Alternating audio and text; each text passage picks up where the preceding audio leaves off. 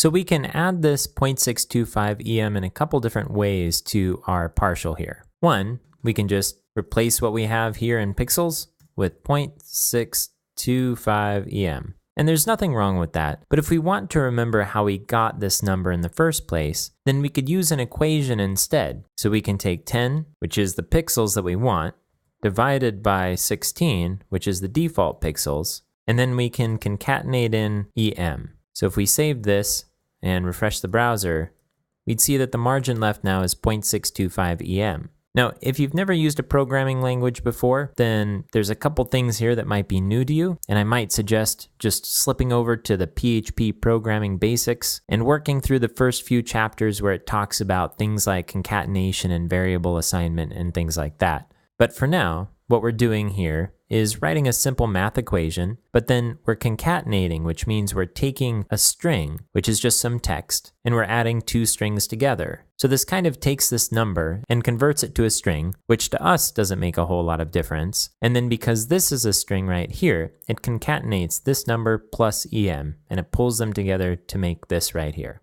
So now this is a little bit more meaningful, which is why we're exploring it at all. But these numbers might not mean anything to us later on, or it might not mean that much to other people. And when we end up in a situation like that, then it makes sense to start using variables so we can give a particular name to a value. So I'm going to maximize this so we have some space to work with. And I'll take a look at our variables here. So under typography here, why don't we create a new variable called default font size, and we'll make it 16. Now we can go back to our site footer and replace this 16 with default font size. Now if we save this, and then let's go back to the browser and refresh, and we still have this value here, 0.625 EM. Now this equation makes sense. When we look at this in the future, we'll know that we're doing something with the default font size, and we can infer that what we actually want is 10 pixels, but in a relative unit. So now we can copy this and paste it over our 10 pixels here.